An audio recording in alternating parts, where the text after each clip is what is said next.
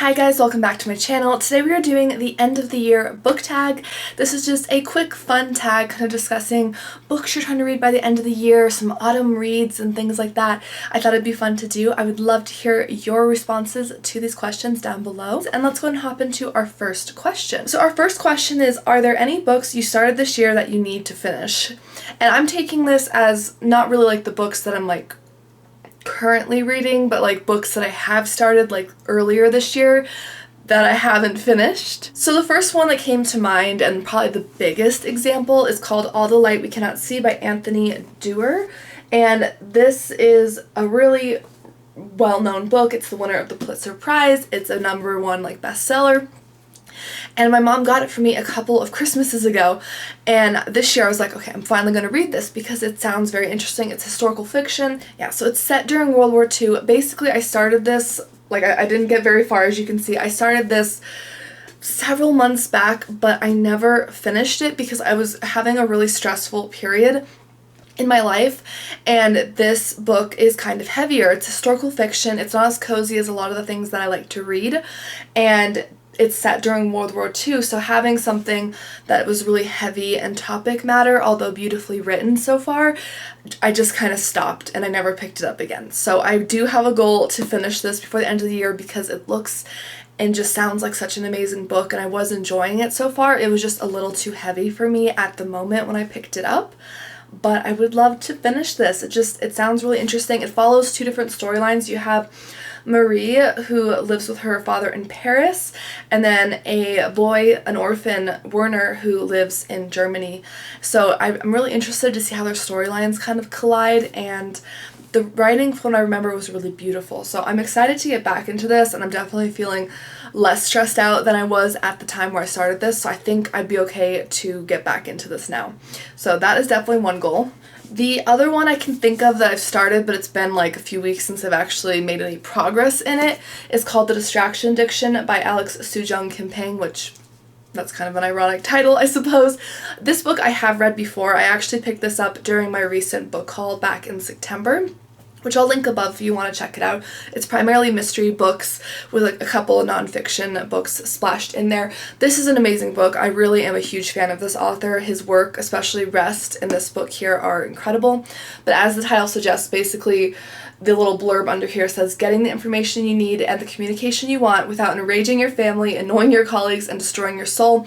It's about how our world is just so heavily distracted. You can see in the picture here, this family sitting here at dinner, and like you have the dad who's on their phone, the mom who's on her phone, the kids are on their phone or the tablet, and it's just, and it's, yeah, I mean, it's a little sad, you know, at least I think so, and I don't want to live a distracted life. I want to live a mindful life, and of course it's impossible to totally eliminate the phone situation and everything. I even have my phone on my lap right now with the questions for this video, but I want to live a mindful life where I'm aware of everything around me. I'm not ignoring or being rude to others, despite the many distracting things that are parts of our life now. But this is a really amazing book. It has both the like science and things behind why it's so bad to be this distracted, but also practical applications for how to kind of, you know, take a step back and to really process what you want your life to look like and how to be less distracted. So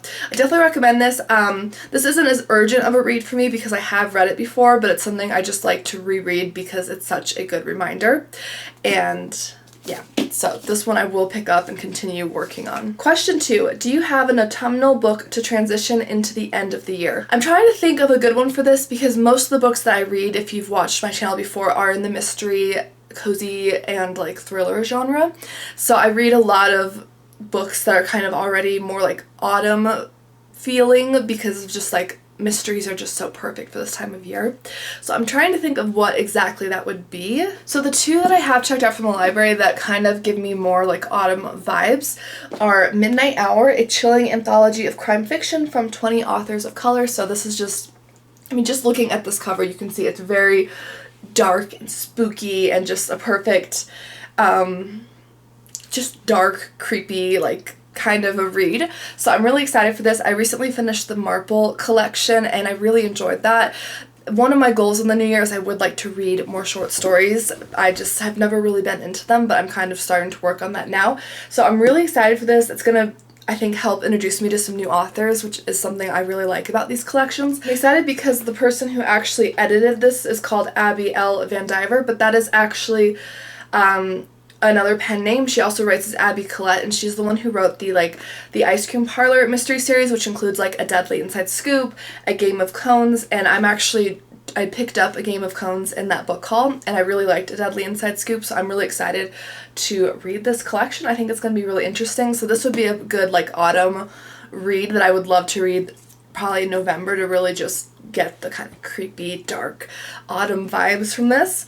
The other one that I would say kind of fits this is the book Because I Could Not Stop for Death by Amanda Flower. This is the first in the Emily Dickinson mystery series, and this is a historical fiction. It actually features Emily Dickinson, and in this first one, her maid and like friend Willa has just started working at the Dickinson like manor, and she thought she wasn't going to get the job because she arrived late and wet with all the rain and stuff, but Emily actually called her back and ended up hiring her.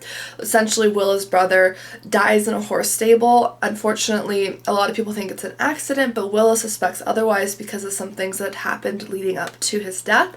So her and Emily kind of take on the case to try to investigate her brother's death. So I'm really excited for this. I think this came out in September of this year or August, one of those months. Like, it's a very recent release, so I'm very excited. This will actually be my first Amanda Flower. I know she has some other series that I would like to read, but I'm very excited to read this. So those would be the two that I think kind of give me the autumn vibes that I would really like to read before we get into like true winter time. So I'm excited. Okay, question 3. Is there a new release you're still waiting for? Yes, there is. I am so excited too because I'm only number 2 on the waiting list because I put my name on the waiting list at my library like months ago, and that is the book Peril in Paris by Rhys Bowen. This is part of the Royal Spinus mystery series, which is one of my all-time favorite historical fiction cozy mystery series, and just series in general. I love this series. Basically, it features our main character, Lady Georgiana, or Georgie as she is known by her friends, and she's like 32nd or something in line for the English throne. So she is a royal, but she doesn't really have, so she has like the status, but she doesn't have like the monetary benefits that a lot of the royals have because she's so far back in the line and she's unmarried and whatnot at the beginning of the series. So she kind of takes on odd jobs, and the queen actually pulls her aside for help with different like kind of missions and stuff. Like, she'll spy on different royals and stuff. It's very fun. If you're into historical fiction, cozy mysteries, if you like royals and stuff like that, I think you would definitely love this series. It's so entertaining. I love Rhys Bowen's writing across the board, but this is my favorite of her series. And her new book Peril in Paris is coming out this month in November. I want to say like the 20th or 29th. I just did my new November cozy mystery releases, so I'll link it above if you want like a full synopsis of that plot line. But that is a new release that I'm definitely so excited for. The other one that came to mind was Blackmail and Babinka by Mia P. Manansala. I'm currently waiting. This book did come out, I think, on October 26th or sometime in October, so very recently, and I'm like number 2 or 3 on the waiting list at my library, so I should get it this month, I hope. And this is book 3 within the Tita Rossi's Kitchen mystery series, which starts with the book Arsenic and Adobo and then Homicide in Halo Halo, and I read both of those earlier this year and they are phenomenal. Like, they're definitely in the running for some of my favorite books that I've read this year. It's definitely a new favorite series of mine, so I cannot wait to get my hands on the 3rd book in the series. So I'm very impatiently waiting for my library to put that aside for me so that I can read it. And it takes place during Christmas. I will link the new October Cozy Mystery Releases video I did with that. I actually did a whole animated segment for the Blackmail and Babinka book if you want to see it, kind of just showing the plot and stuff. So if you want to check that out, I'll link that above. But essentially, our main character's cousin Ronnie, who's always been like a troublemaker, comes back into town and he gets accused of like somebody's murder, and so she, even though she doesn't like him, she loves her aunt because this is her son, and she takes it upon herself to solve the murder. And I absolutely love this series. It's a little bit darker for a cozy mystery, but it's still definitely cozy. Like, if this was the spectrum, it'd be over here. Like, it'd definitely be kind of almost pushing the limits a little bit, but definitely still in the cozy realm, in my opinion. The writing, the food, the family in here, everything about it, I just love. The mysteries are well thought out. The book number 2, Homicide in Halo Halo, I actually was in tears at the reveal. Like, it was so emotionally charged. I love her writing, so I cannot wait to read this book. I can't wait. It's gonna be so good. I know it. I know it's gonna be good. All right, moving on to question 4. What are 3 books you want to read before the end of the year? So besides the books that I have already mentioned, there's so many books I want to read. That's a really tough question. Let me look at my little library cart here. Okay, so we have 3 books, all different genres, that I would definitely really love to read. Let's start with the library book, because I'll definitely be reading that very soon. And this is Daisy Darker, which is a new thriller. This is written by Alice Feeney, and I'm really excited. Basically, it sounds really dark and spooky. Essentially, you have the main character's name is Daisy Darker. Her entire family is assembling for Nana's 80th birthday party, and they're assembling in a gothic house that's crumbling on a tiny tidal island, which the setting, how perfect is that for a thriller? So each of them arrives, the family members, there's a lot of secrets, and at the stroke of midnight, Nana is found dead. And an hour later, the next family member follows. So this is giving me kind of And Then There Were None vibes, where just like one by one people are dying. They're on this remote island. I love it. The family drama. I'm so excited for this.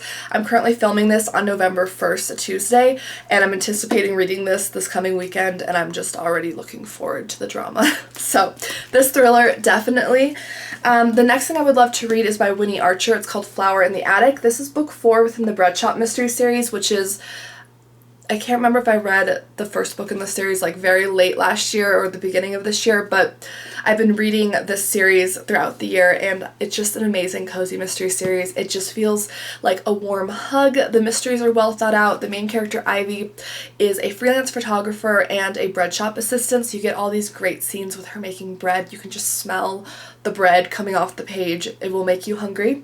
And also there's a pug, which, in my opinion, pugs are adorable. If there's a pug in a story, I'm already there. So I'm really excited to read this one, because it's just a cozy mystery series that I love. I would love to get to this one. I just picked up book 4 and 5, and this is the 4th book, so I would love to get into that before the end of the year. The other one is a new historical fiction mystery series to me. It's called Cupboards All Bare. This is book 2 of the Spokane Clock mystery series by Patricia Meredith, and she actually sent me the first 3 books in her series. The 3rd one just came out in October, and I loved book 1. I thought it was so well written. You really felt like you were walking the streets of Spokane, and in 1901 it just felt so immersive. It followed 6 different characters within the first book, and I just loved it. Everything was well thought out. It was just beautifully written. So I'm really enjoying the beginning of this mystery series, and I'm excited to read this one. I haven't actually read the back of this yet. Let's see. And it sounds like basically a body is discovered in Hangman Creek. It looks like it's a fall. It looks like an accident, which I personally love that trope with a mystery where everyone kind of thinks it's an accident, but the main character or like a few people think it's not. I think that's always fun. And they kind of are looking into it. There's also implications that tie in with the bombings at the Idaho mines and perhaps even President McKinley's planned visit. I'm really excited. You can tell that the author really does her research with these books, because like the way she fleshes out the descriptions, the architecture, different tie-ins with different people, like real life historical figures and stuff, is always really cool. So I'm very excited to read that. So these would be the 3 books that I would really like to get to. We have thriller, a really cozy mystery, and historical fiction. I do believe, from what I can tell, these are definitely cozy as well. They're not very graphic either, so technically 2 cozy mysteries, I guess. But historical fiction, mystery, cozy, and thriller. So these would definitely be some of the top books that I would love to get to and knock off my reading list, because I'm just really excited about them. Okay, number 5. Is there a book you think could still shock you and become your favorite book of the year?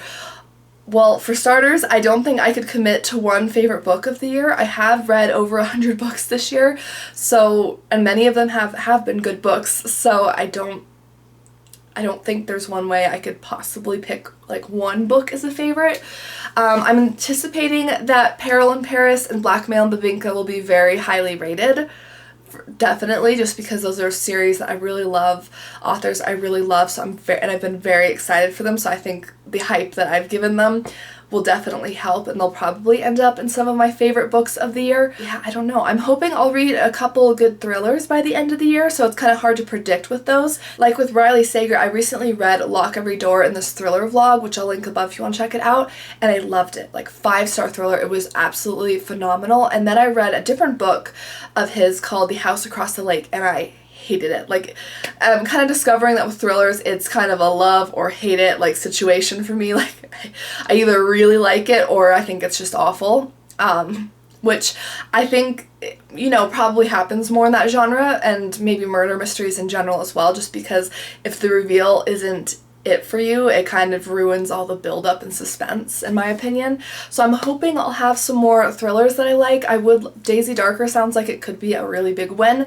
I'm hoping to read Ruth Ware's The Turn of the Key, because that was one that a lot of you recommended to me after I liked One by One.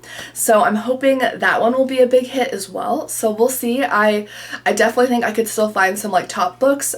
I don't know about favorites, because I honestly just can't commit to one book as the favorite of the year. Last question, have you already started making reading plans for next year? I have started to think about reading plans for next year. I've also started to think about some kind of reading goals, including getting more into like short stories. Like I have some different collections of mysteries, like short stories with Hercule Poirot, or different like mystery short stories like this one here behind me, and I would love to really read more of those, get into those more this coming year, and kind of just develop a reading habit around short stories, because I think they're really interesting, especially with mysteries. I feel like if you can pull out a really good short story with a mystery, I feel like that's a very talented author, in my opinion.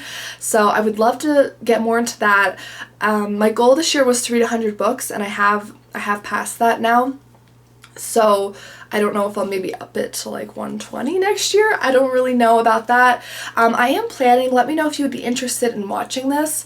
I'm planning on doing like a vision board with like a bookish and writing theme to it, and I was thinking about filming that as a video. Let me know if you'd be interested in seeing that with different like bookish and reading goals. I figured it could be fun. I personally love watching people put together vision boards. I think it's so inspiring. But I also thought maybe doing like the bookish writing bent for this channel would be fun. So let me know if you'd be interested in seeing that. Maybe it could give you some ideas if you're looking to form some reading goals and stuff for the coming year.